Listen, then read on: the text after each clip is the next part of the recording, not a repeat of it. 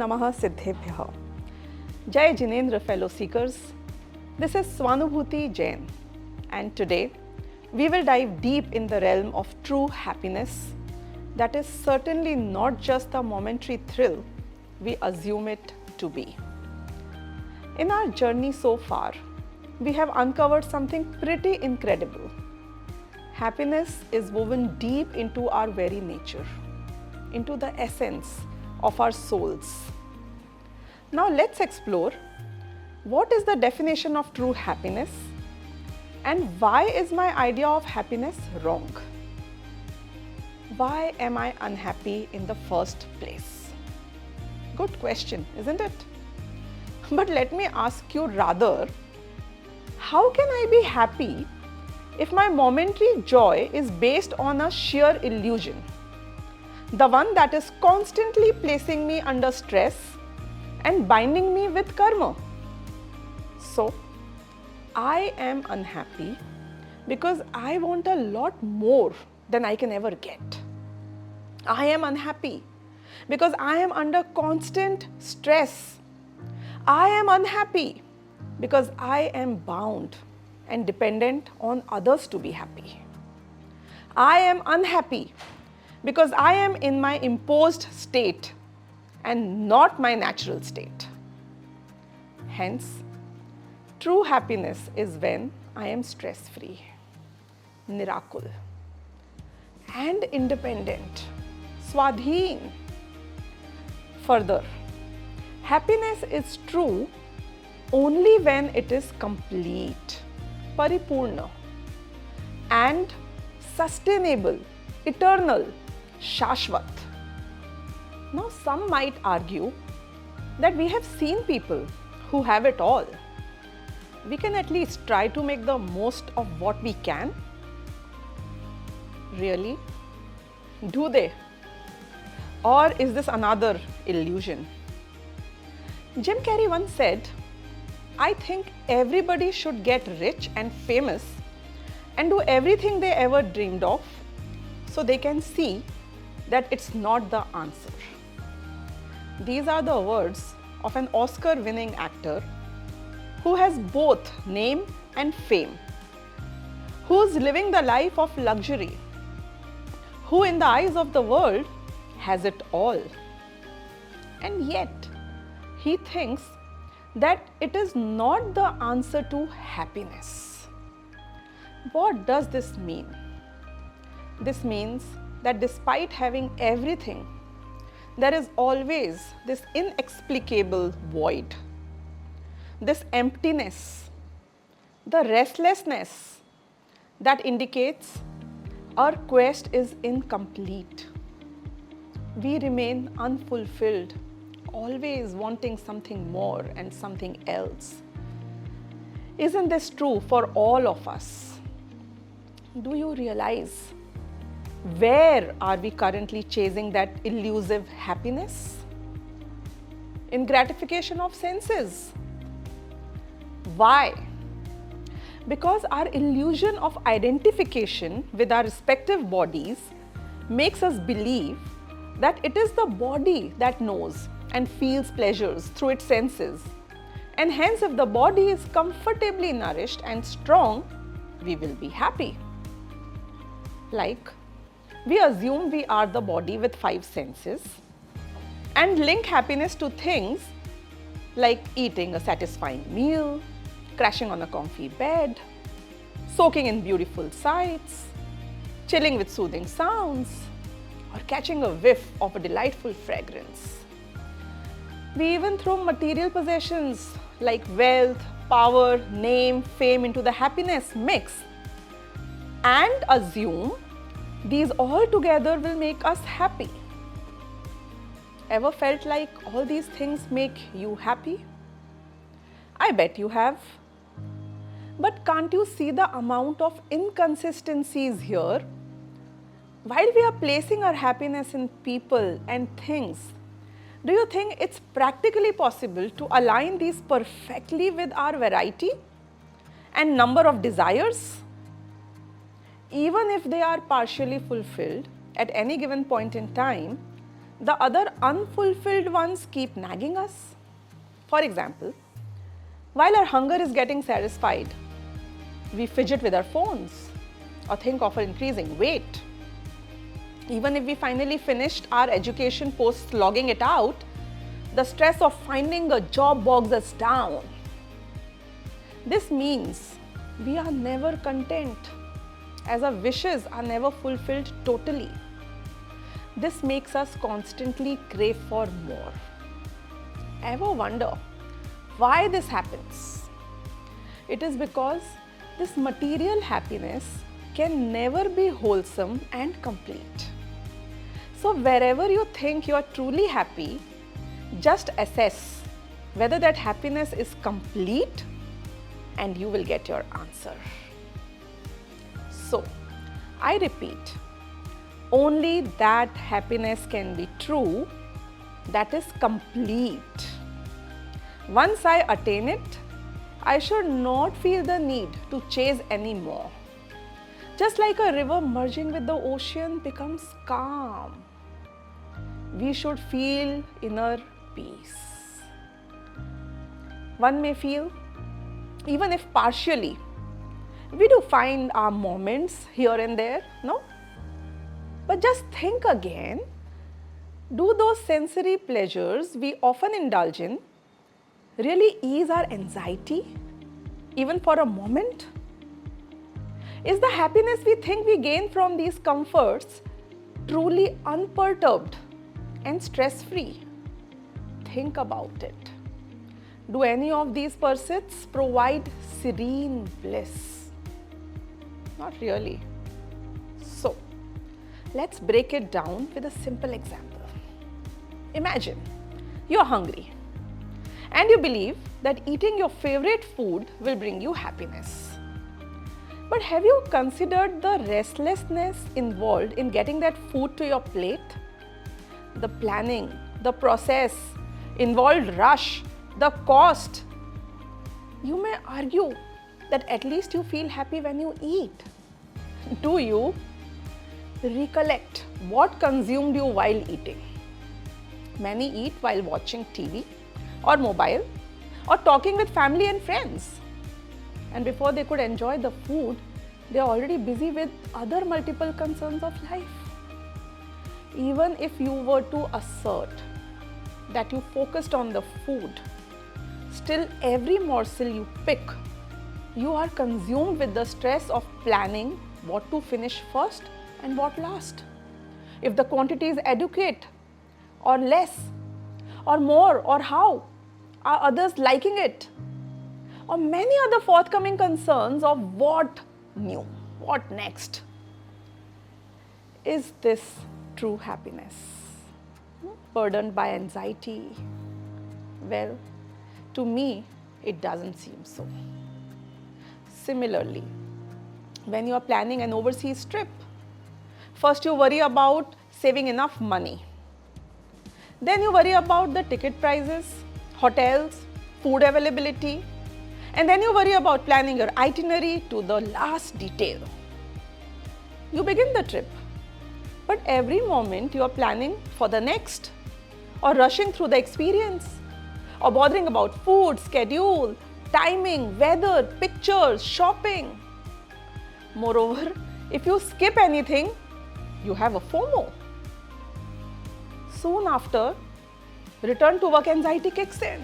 Oh my God, lot of workload back here. Rather, your own home feels better now once you're back. So, everywhere we assume we find happiness, there's underlying stress that we are experiencing. Take it as shopping, marriage, having children, buying a house. It all comes with a tag of loads of stress. And this stress, my friends, is simply unhappiness in disguise. Think deeply. Fulfilling any amount of material desires doesn't decrease worry a bit. It's not that the rich have any less stress. They also have their unique stresses. It's not the possessions, but the pursuance that's keeping us in a perpetual state of unrest and stress. Here, someone might still feel that acquisition of material things does give happiness. Spending time with loved ones feels so good. So, why do we claim that it's not true happiness? Let's unravel this with an example. A patient of a chronic disease has been suffering for a long time. On some days, he experiences more discomfort, and some other days, he feels a little better. He assumes that he is healthy or happy on those days, but in reality, is he? How can he be healthy if the disease still persists?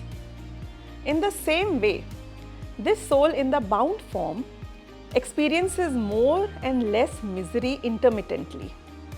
When he experiences less misery, he assumes that he is happy. But this fleeting phase of relative lesser stress is not true happiness. It is just that his suffering has reduced temporarily. In reality, he can never experience true happiness till he knows his true nature, his own self. Wherever you think you are truly happy, just assess whether that happiness is complete and stress-free, and you will get your answer. So, this proves beyond doubt that acquisition of material pleasures and their enjoyment are all different forms of stress, some more, some less, and come with an underlying anxiety. Wherever there is anxiety or restlessness, we are not happy. Wherever we are insecure or fearful, we cannot be happy, even though things seem to be working in our favor. It is just an illusion of happiness and not real happiness. So, real happiness should be stress-free. It should be without any worry, anxiety, or insecurity. Another important aspect why we are unhappy is that we think we need multiple factors to be in sync to make us happy, all of which are beyond our control. These factors include the body, power of our senses, availability of materials to consume, our state of mind, or how people around us behave, the weather around us, even the color of the curtains. So many things need to be in sync for me to feel happy. The list is unending. When everything will align to our whims and fancies, we feel we will be happy. But I am asking you this, can everyone's all wishes ever practically align perfectly? Is it even possible? Even if some of them align, how long? On the contrary, we are constantly subjected to situations we don't want to be in. Why? Because we are bound by karma. How can one expect to be happy when one is bound and dependent? Wherever you think you are truly happy, just assess whether that happiness is complete, stress-free, and independent, and you will get your answer. This means true happiness should be independent of all external factors. To be truly happy, we must not be dependent on anyone or anything, not even our karma. Then where will happiness come from? Happiness is our innate nature. That's where we should get it from. and only then it will be independent. Another important aspect is to be at peace. We need sustainable happiness, the one which will last and last till eternity. And any happiness that depends on others can never be sustainable. Buying your dream house might feel momentarily fulfilling, but before we soak the peace, we are already soaked in the stress of doing the interiors and maintenance and other things in life that you couldn't focus on so far. The source of our so-called pleasure is so unstable and transient, temporary and incomplete. We are always hungry for more, never fully satisfied. So, true happiness should be sustainable and eternal as well. Wherever you think you are truly happy, just assess whether that happiness is complete, stress-free, independent, and sustainably eternal. And you will get your answer. Look, when I am an eternal substance, the happiness that I seek must be eternal as well, isn't it? Once attained, there should be no desire for anything else. Once attained, it should last forever. Once attained, it should always make me truly happy. Hence, we realize true happiness must be complete, paripurna, stress-free, nirakul, independent, swadheen, and sustainably eternal, shashvat. Now, let's dive into the heart of the matter. Where does such real happiness reside? We have been seeking happiness in the wrong direction by doing all the wrong things. We are chasing nothing but a mirage, while a real happiness lies within us. Material things don't, as they can't bring true happiness. Running after them is a trap and only furthers our miseries. The root cause of all our miseries is the attachment to external things, as they are the source of stress and anxiety. And true happiness is in a state where these attachments cease to exist. Therefore, we must focus on overcoming our illusions that would reduce and gradually eliminate all attachments that actually are making me unhappy. Now, the next question which arises is, how can I shed my illusions? And has anyone truly attained true happiness? And hold on, is it practically achievable or a mere hypothetical concept? Let's embark on this quest together and unravel the secrets within soon after in the next video.